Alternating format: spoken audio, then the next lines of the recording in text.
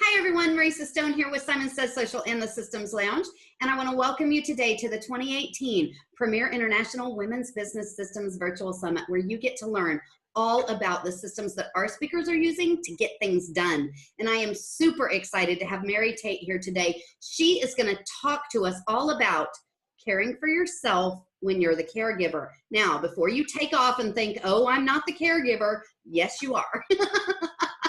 If you're like most women in our world, yes, you are. Yes. So let me tell you a little bit about Mary. Mary's passion for holistic health and wellness began when she was in college, and she realized that she had to do something about her weight.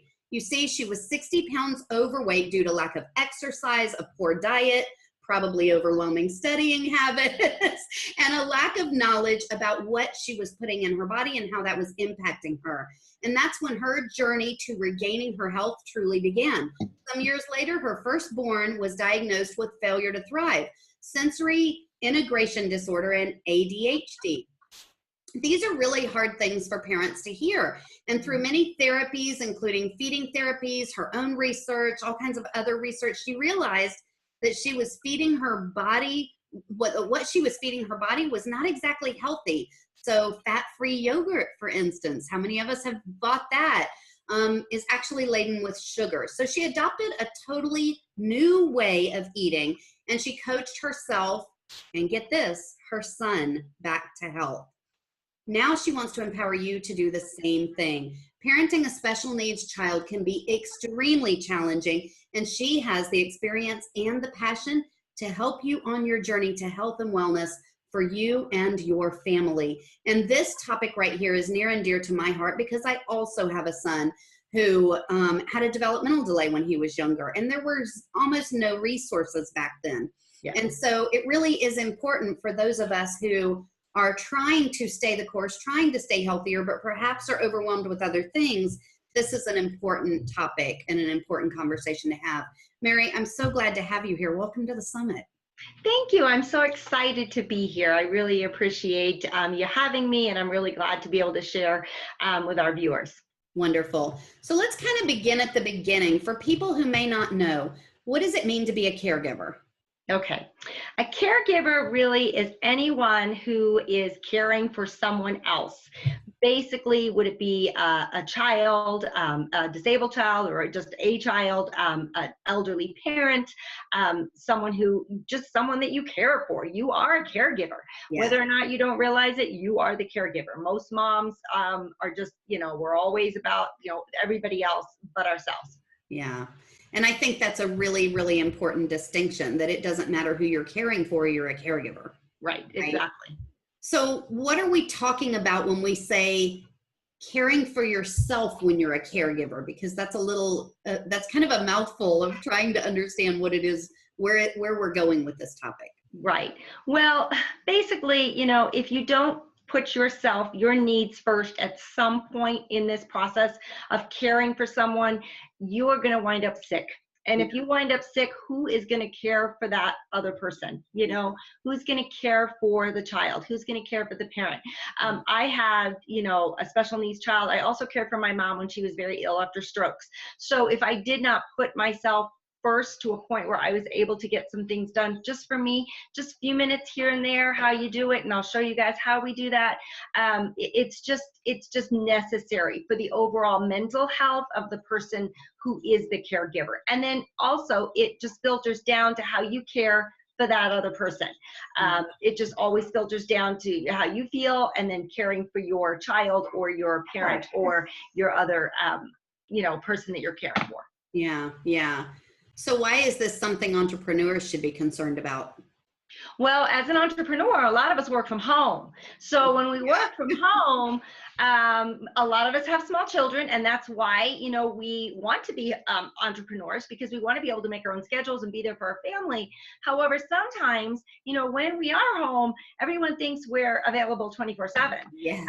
And, that's hard, because you want to be there for your kids and your family, but you also want to let them know that this is a business. This is what I'm doing for our family. And I need to make sure that I'm caring for myself, so that I'm caring for them as well. Yeah. And that makes a lot of sense because, you know, oftentimes as an entrepreneur or solopreneur, you're a one person show. And so how are you going to handle all of the responsibilities associated with the family and all of the responsibilities associated with your, you know, your business? It really is a lot. It is a lot. And if you don't take some time for yourself, you're going to get overwhelmed, overloaded, and you're going to burn out. And that's not going to help anybody. Yeah. Yeah. Burnout's not a fun place to be. No. So we've all heard this before. Please put your own oxygen mask on before assisting someone else. But we rarely follow that, especially when it comes to caring for a loved one. Right. What does this mean and why should we heed this advice? Well, let's think about what it really means. When we're out in an airplane and the flight attendants go through this every time we get on a plane, right? We rarely listen anymore because it's the same thing that's been going on for how many years. Right. However, when you know, it's the same thing. We all know it. But really, when you think about it, if the cabin pressure drops and oxygen mask falls from the top of the plane, basically, you know, if you don't put your mask on yourself, you could very well faint, collapse. And then if you do that, because you're not getting oxygen, who's going to take care of the child or the adult or whoever you're taking care of? So that's why they say that, because the cabin pressure drops and you could very well faint, and then they've got so many people they're trying to care for as well. So It's really just to make sure that everyone is cared for. So that's where, and in what we're talking about, it all goes back to, I have to care for me so I can care for you better. Yeah. And that can be a challenge when you have someone, if you're dealing with an elderly person, a sick mama, who I was, it's very hard for them to understand that. And so, but you have to try to set up those boundaries so that you can take better care of them because you're taking care of you. Yeah. Yeah. And another thing that you tell your clients is that this is okay to put yourself first. You're actually going to be a better mom. Yeah. Better mom, better daughter, better wife, better whatever. If you take that time to say, okay, I just need whatever it would be, you know, and just take that time. Because if you don't, I mean, so many people feel like, you know, they have so much to do. I don't have time for this. But we have to make the time. You have to pencil it in your calendar. You have to plan ahead. I mean, that's how I help my clients do that. I teach them how to do that. Yeah. So what would you say to the woman who's struggling? You know, I mean, I can just use myself as an example, right? To keep all the balls in the air, and seriously, there's not another moment on my calendar to put myself first, because I've got 3 small children. I'm in school working on my degrees. I'm working full time. I'm, you know, in a, you know, other family things going on that are turning around me. There's so much going on.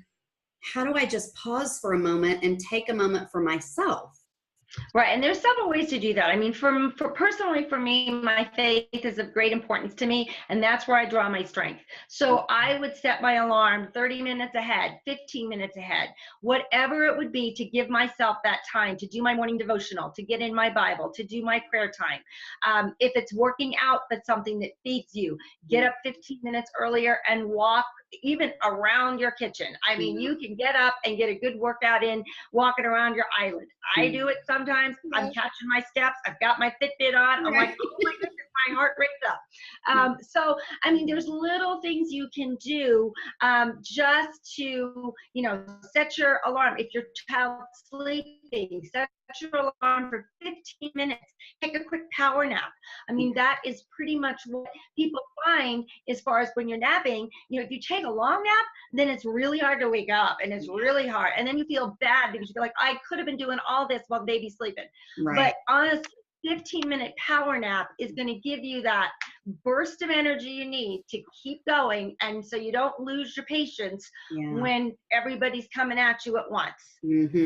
So I love setting my alarm on my phone. I have learned that has been something that's freed me to take that 10 minutes to do one thing. Deep breathing at the computer, Mm-hmm. in and out, breathing from your belly. That's another thing you can do for 5 minutes. Go in the bathroom and hide and do, Right. and do that really just helps to just really works on your whole body. It works on the brain. It gives you energy when you deep breathe, and it just helps give you that calm so that you can keep moving throughout the day. Yeah. Yeah. And I love that. There are those moments, you just have to find them, and it all begins with your schedule.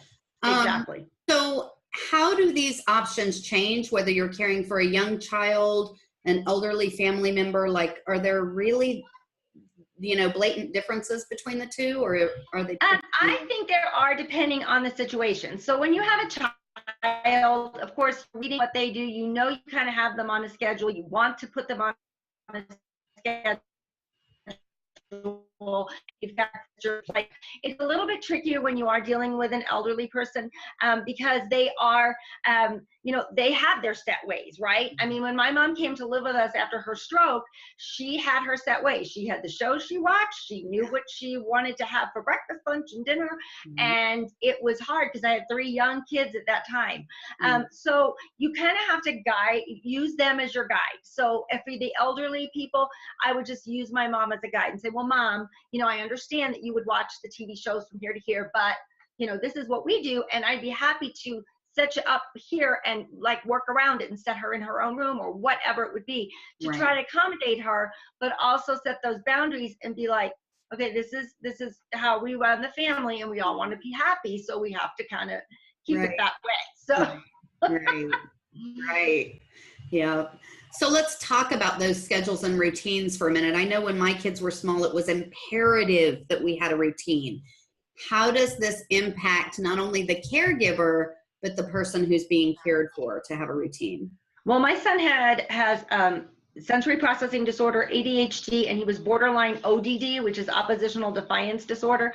So we had a lot of challenges going in with him, but anyone who has a child with ADHD knows that structure is super, super, super important. And Matthew thrived on that. He would get up at a certain time. We would do the same thing every single day. And we would use pictures as a way to teach him what was coming next, because transition was very hard for him. So we would use pictures. I get a picture of, we're going to wake up, we're going to have breakfast, we're going to do our therapies, we're going to watch a little TV, we're going to go to therapy, we're going to have lunch. So it was just a set way for me, as also for him, to have that, this is what we're going to do. So he wouldn't keep wondering what was happening. And it's great for the caregiver because you know what's going on then. You are not surprised. You know that you have a 12 o'clock appointment. Okay, it takes Jimmy 10 minutes to get ready, but I need 15 minutes to, prepare him, because a lot of kids really need that transition time. And then you set that up like that so that mom, dad, caregiver, whoever is able to do that. Yeah. And I think that makes a lot of sense, because when you are, in the middle of all of this stuff, having something that you can, say, okay, first we're going to do this, second we're going to do this, third we're going to do this. It makes it so much easier for everybody to know what's on tap.